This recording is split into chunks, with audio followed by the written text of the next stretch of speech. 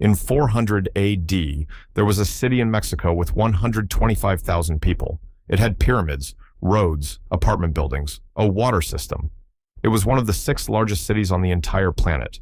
And nobody knows who built it. Not the name of their king, not the language they spoke, not even the name they gave to their own city.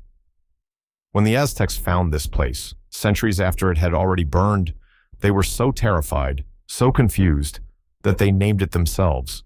They called it Teotihuacan, Shaz, the place where gods were created. Because even one of the most powerful empires in the ancient world looked at this city and said, "We don't know who made this. It must have been gods."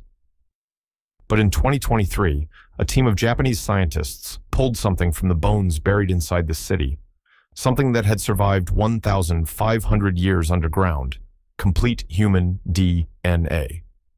And what they found inside those ancient graves is connected to millions of people alive today, being people who have no idea they are carrying one of history's greatest mysteries inside their own blood. Stay with me, because by the end of this video, you might want to take a DNA test. Somewhere in central Mexico, there is a city so large, so carefully planned, so perfectly built, that when a completely different civilization discovered it centuries later, they thought only gods could have made it. They were not wrong to think that. This city had pyramids bigger than most in Egypt. It had roads, apartment buildings, markets, and water canals. At its peak, around 400 AD, over 125,000 people lived here. Wasn't that made it one of the 6 largest cities on the entire planet at that time? And yet, nobody knows who built it. Not the name of its first king, not the language its people spoke, not the name they gave to their own city. Nothing. When the Aztecs found this place, centuries after it had already collapsed, they were so amazed and so confused that they named it themselves. They called it Teotihuacan. In their language, Nahuatl, that means the place where gods were created. Think about that for a second. The Aztecs, one of the most powerful empires in the ancient world, stood in front of this city and said, "We don't know who made this. It must have been gods." That is how impressive this place was. And that is how completely its builders vanished from history. For hundreds of years, archaeologists dug, studied, and argued. They found murals, obsidian tools, pottery, and thousands of graves, but no royal tomb. No written records, no name. Then, in 2023, a team of scientists from Toho University School of Medicine in Japan, led by Dr. Fuzuki Mizuno, did something that had never been successfully done before. They extracted complete mitochondrial DNA, the full genetic blueprint, from human remains buried inside Teotihuacan, remains that had been sitting in volcanic soil for over 1,500 years, soil that should have destroyed every trace of DNA inside them. But the technology worked. And what it found was not what anyone expected.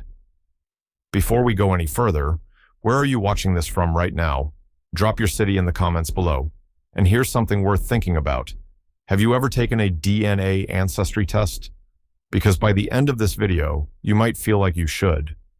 Because what we found inside these ancient graves connects to millions of people alive today. People who have no idea they are carrying one of history's greatest mysteries inside their own blood. The DNA results were supposed to confirm what we already suspected.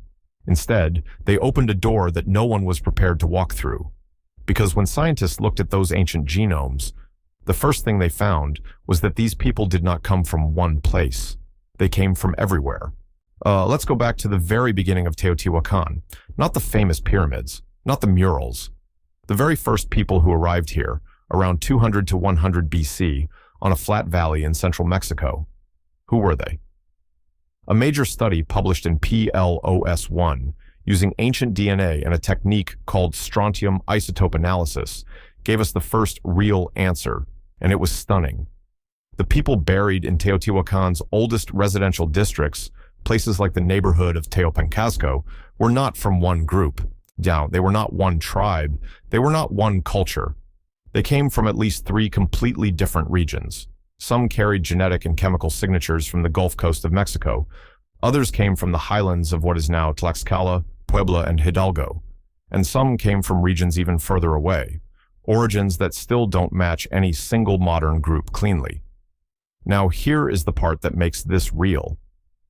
Strontium isotope analysis doesn't just look at DNA, and it looks at the chemical makeup of your teeth, and your teeth form in childhood. They absorb the minerals from the water and food of wherever you grew up. So when scientists analyze someone's tooth enamel, they can tell, not guess, not estimate. They can tell where that person physically grew up. And these people grew up somewhere else. They came to Teotihuacan as adults, outsiders, strangers. Dr. Linda Manzanilla of UNAM, one of the world's leading experts on Teotihuacan, found that 32% of formal burials in Teopanzco showed signs of being migrants from different regions. Some of them were even decapitated individuals, likely sacrificed, who also came from outside the city. This city was not built by one people with one identity. It was built by strangers from every direction who came together in one valley and decided to build something that the world had never seen. But why did they all come? What pulled 125,000 people from across Mesoamerica to the same spot? Part of the answer is practical. A volcanic eruption in the 1st century AD destroyed settlements across the Central Valley, forcing thousands of people to flee. Many came here. Then, around 320 AD, another eruption sent another wave of migrants. But the other part of the answer is stranger, more powerful, more disturbing. It's buried 30 meters beneath the Pyramid of the Moon, and it required blood. Japanese archaeologist Saburo Sugiyama has spent decades digging beneath the Pyramid of the Moon at Teotihuacan. What he found there changed how we understand this city forever. Beneath the pyramid, his team uncovered over 200 sacrificial burials, bound individuals, men buried with their hands tied behind their backs, bodies placed alongside the remains of jaguars, pumas, wolves, and eagles, ritual offerings of obsidian blades, pyrite mirrors, Yaran shells from distant coasts. But it's what the isotope analysis of those sacrificed individuals revealed that truly shocks. Many of them were not from Teotihuacan. Their teeth told a different story, one of childhood spent far away. Some came from the Maya lowlands, some from the Pacific coast. Teotihuacan was not just pulling in migrants who wanted to live here, it was pulling in people from across the known world, to die here. And this was not random.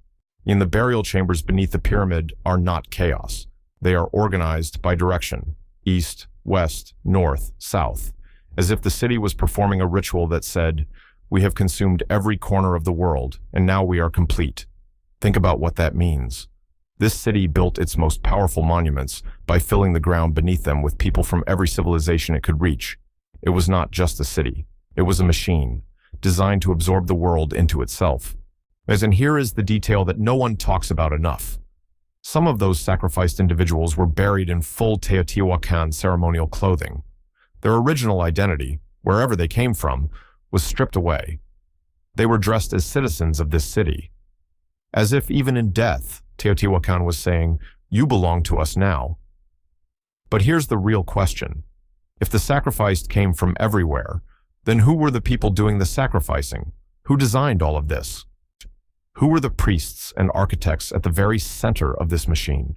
Their DNA points somewhere that nobody predicted, not south, not east, not toward the Maya or the Gulf Coast, north into the desert. The elite burials at Teotihuacan, the individuals identified by their jade ornaments, their placement near temple cores, their ceremonial positioning, carry a genetic signal that researchers have spent years trying to explain. It connects to the American Southwest, in two populations who spoke languages in the Proto-Uto-Aztecan family, the ancestor language of Nahuatl, the same language the Aztecs spoke centuries later, but also the ancestor of Hopi, Comanche, and Shoshone, languages spoken by peoples of the desert north in what is now New Mexico, Arizona, and Utah. Linguists had argued for decades that Nahuatl did not originate in central Mexico. They believed it came from the north, from desert-dwelling people who migrated south over many generations. Mainstream historians largely dismissed this idea. The DNA does not dismiss it. The genetic signal in Teotihuacan's priestly layer matches populations who, based on linguistic evidence, would have come from exactly that northern desert world. Try to picture that for a moment. The architects of the greatest city in the Western Hemisphere, the people who designed the Pyramid of the Sun, the priests who performed the rituals. They may have grown up in a world of red rock canyons and open desert sky, and carried that memory all the way south, encoding it into stone temples in a tropical valley. Teotihuacan was not just a city where different people lived together. It was a place where completely different worlds, the desert north, the tropical south, the coastal east, fused into one new identity. And for a while, it worked. But around 350 AD, something begins to change. What the genetic signal of this northern priestly lineage, the desert founders, starts to weaken in the burial record. And within a century, it disappears almost completely. Not because these people died out, but because something was quietly replacing them from the inside. Between 350 and 450 AD, Teotihuacan does not fall. It does not burn. There is no war, no invasion, no dramatic collapse. Instead, something quieter and more unsettling happens. Archaeologists call it the Xolalpan reorganization. Apartment compounds across the city are restructured. Murals, including some of the most elaborate painted walls in Mesoamerican history, are plastered over, covered up, hidden. The ritual offering deposits change character. The types of objects buried under floors shift. The genetic profiles in elite burials show increasing admixture from Zapotec and Mixtec populations, groups from what is now Oaxaca, hundreds of kilometers to the south. But nobody conquered Teotihuacan during this period. There are no signs of military force.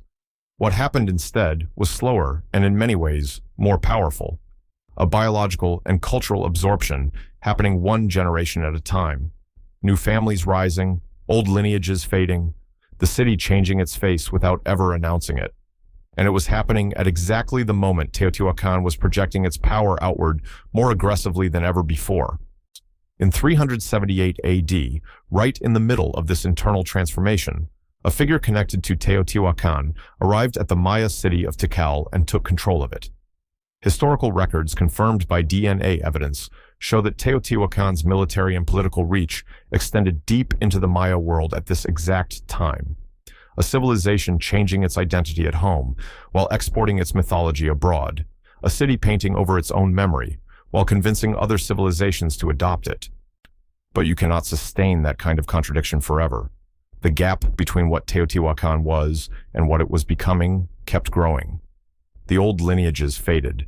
The new power structures competed with each other, and by 550 AD, the city was ready to break. The fire didn't come from outside. It came from within. In 550 AD, fire swept through Teotihuacan. Not the whole city. That is the detail that matters most. The apartment blocks where ordinary people lived. The farmers, the craftsmen. What the market workers, those were untouched.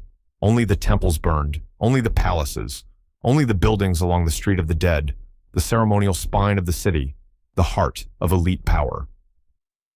Dr. Linda Manzanilla of UNAM, using radiocarbon dating and archaeomagnetic analysis of burned floors, pinpointed the collapse at around 570 AD. Her study, published by the Proceedings of the National Academy of Sciences, concluded clearly, no traces of foreign invasion are visible at the site. This was not an enemy army. This was the people of Teotihuacan itself. She described it as a violent clash between two opposing ways of exercising power, a moment when the neighborhoods, the craftsmen, the intermediate elite who had been building wealth and status for generations, finally turned on the governing council at the top. The Zala Palace, where Teotihuacan's co-governors lived, was raided and burned, and the sculptures inside were shattered. And across the city, sacred statues were systematically decapitated. Temple floors were ripped open. Offering caches were destroyed. This was not looting. This was ritual destruction, the deliberate killing of sacred objects. In Mesoamerican tradition, you don't just destroy a building. You kill its spiritual power. You unmake it. 125,000 people watched their gods burn. And here is the deepest part of all of this. The DNA from the burials in the aftermath shows a sharp collapse in elite genetic diversity. The complex, multi-ethnic ruling bloodlines that had governed this city for 500 years, gone within 2 generations. The people who built this civilization destroyed it themselves, but they did not disappear. 125,000 people were still alive, And over the next 200 years, they began to move in every direction, carrying with them the DNA, the rituals, and the memory of the greatest city in the ancient Americas. And everywhere they went, they left a mark that science is only now beginning to read. When a civilization collapses, history usually forgets the survivors. It focuses on the ruins, the burned temples, the empty streets, the silence. But the people of Teotihuacan didn't vanish into silence. They scattered, and what they scattered into was extraordinary. Ancient DNA evidence and archaeological records from Maya sites show that after Teotihuacan's fall, its genetic and cultural fingerprint began appearing across Mesoamerica. Maya kings, ruling cities hundreds of kilometers away, centuries after Teotihuacan had already burned, were still celebrating military victories by dressing as Teotihuacan warriors, still building in Teotihuacan's architectural style, still invoking the symbols of a city their grandparents' may have fled. At Capan, in modern-day Honduras, with DNA evidence from royal burials shows rulers with measurable Teotihuacan-associated ancestry. Teotihuacan did not just trade with the Maya world, it planted its bloodline inside Maya royal courts. And this is the twist. The Teotihuacan diaspora did not arrive as homeless refugees begging for shelter. They arrived carrying prestige. Their bloodline, their building knowledge, their pyramid planning, all of it functioned as a kind of currency. See, new rulers across Mesoamerica wanted Teotihuacan ancestry in their lineage because it made them legitimate. It connected them to the greatest civilization the continent had ever seen. The city was gone, but its DNA became a throne, and it didn't stop there. Dr. Mizuno's 2024 study, published in the Annals of Human Biology, confirmed that haplogroups A2, B2, UND1, the core genetic markers of ancient Teotihuacan civilians, are still present today at elevated frequencies in indigenous communities in Puebla, Oaxaca, and the Yucatan. 15 million living people carry a piece of this story inside their cells. But one group carries something even more specific, something that stopped researchers in the middle of a routine genetic survey. A community in the mountains of Puebla whose DNA doesn't just show a general Central Mesoamerican pattern, it matches Teotihuacan's founding layer almost exactly. In northern Puebla, in a mountainous region that most people outside Mexico have never heard of, researchers conducting a genetic survey of indigenous Totonac and Nahuan communities found something unexpected. The haplogroup frequencies, particularly haplogroup A2, shaped the most dominant genetic marker in ancient Teotihuacan's earliest civilian burials, were clustering in this population at levels that matched the founding layer of Teotihuacan more closely than any other living group tested. Let that sink in.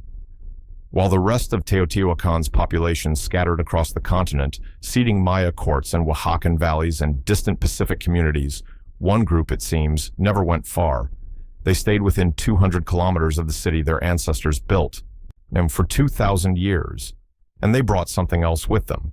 Ethnographers working in this region have documented an elderly ritual practice, performed by older members of the community, involving obsidian blades, directional offerings, and a chant structure, a ritual with no name in any formally recorded Mesoamerican tradition, a ritual that linguistic analysts say echoes phonemic patterns from before Nahuatl fully formed, pre-Nahuatl sounds, ancient sounds. And nobody taught them this from a book. There is no book. It was passed from grandmother to granddaughter, father to son, for 80 generations. When researchers shared the genetic findings with one elderly woman from this community, that her family's DNA matched the founders of Teotihuacan, she said something that stopped everyone in the room. She said her family had always known they came from the place where the gods were made. That phrase, passed down through generations. No written source, no formal history, just memory held in the body, outlasting every empire that came after. Her oral tradition was not mythology. It was genetic memory, alive, unbroken, waiting to be recognized. But if these people carry the founding DNA, then what they remember, what they practice, what their ancestors chose not to write down, that becomes the most important surviving record of Teotihuacan we have. And the fact that this city never wrote anything down at all, that was not an accident. Here is the single most frustrating fact about Teotihuacan. In 600 years, with 125,000 people, with sophisticated art, astronomy, engineering, and a trade network that reached thousands of miles, not one single line of written language has ever been found here, not one word. Every other major civilization of that era left writing. The Maya had one of the most complex writing systems in history. When the Zapotecs had writing, even smaller cultures left inscriptions. Teotihuacan, the largest city in the Western Hemisphere, left nothing. For a long time, historians assumed the writing simply hadn't been found yet, that it was lost, or burned, or buried somewhere still undiscovered. But a different theory is now gaining serious attention. When researchers cross-reference the genetic data with linguistic history, something interesting emerges. The founding population of Teotihuacan was multilingual. The northern desert lineage spoke Proto-Uto-Aztecan. The Gulf Coast founders likely spoke a Totonac family language. Other groups brought other tongues entirely. No single group's script could have represented everyone. So the hypothesis, now backed by genetic evidence, is that Teotihuacan made a deliberate choice, a political choice. Instead of allowing one group's writing system to dominate and therefore give that group power over history, the city used shared ritual instead of shared text, shared symbols, shared murals, shared ceremony. A civilization so advanced that it understood the political danger of written language and designed a system of unity that didn't need it. Every group was symbolically equal because no group controlled the written record. It was, in a strange way, each one of the most sophisticated governance decisions in ancient history, but it also meant that when the city fell, everything fell with it. No texts, no histories, no names, only bones and the DNA inside them. And yet the Aztecs, who came 700 years later, were absolutely terrified of this place. They didn't avoid it. They made pilgrimages here. They buried their most sacred objects beneath its pyramids. And their own DNA tells us exactly why they were so afraid. But when the Aztecs built their empire, one of the most powerful military states in the ancient Americas, they did something strange.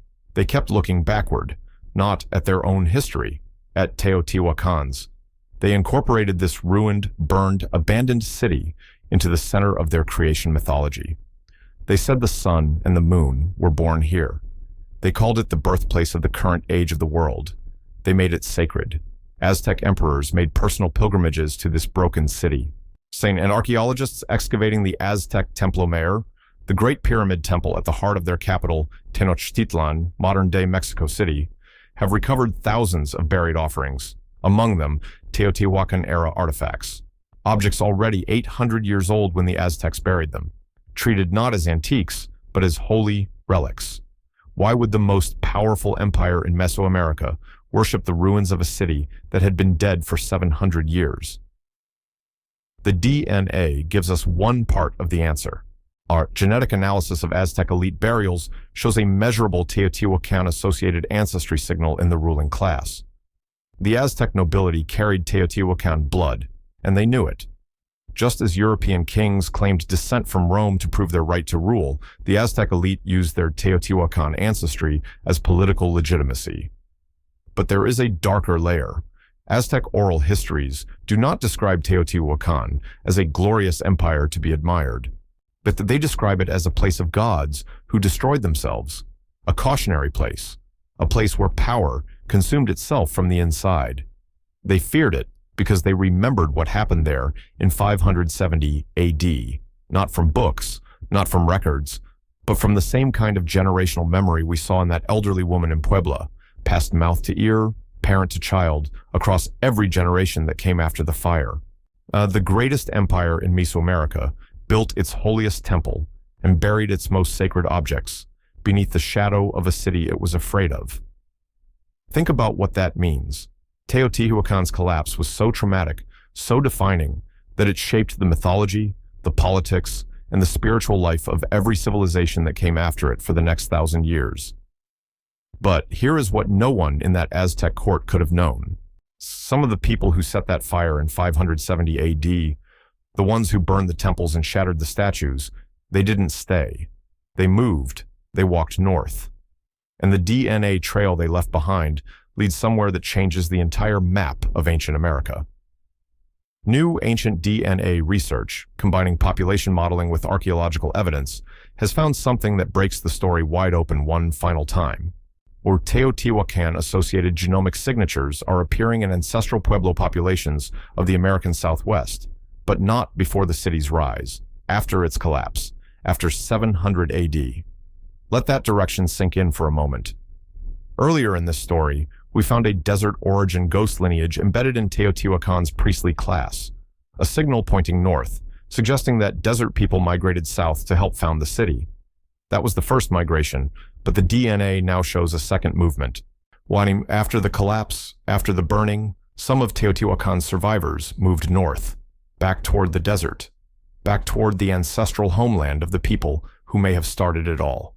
The cliff dwellings of Chaco Canyon, the great kivas of the ancestral Puebloans, the astronomical alignments carved into desert rock. Researchers are now asking whether these structures carry something more than influence from Teotihuacan, whether they carry actual memory, brought north in the bodies of survivors. A bloodline that traveled south 2,000 years ago, built the greatest city in the hemisphere, watched it burn, and then walked home. 3,000 kilometers, 2,000 years, one genetic thread, running from a desert plateau in the north, down into a valley in central Mexico, through pyramids and sacrifice and fire and diaspora, and back north again into the cliff walls of New Mexico. And yet, the most important question is still unanswered, which we do not know what they called themselves. We do not know their creation story. We do not know the name of the first god whose pyramid they raised. We do not know the language they spoke to each other across the street of the dead on an ordinary morning. The DNA proves they existed. It traces where they came from and where they went.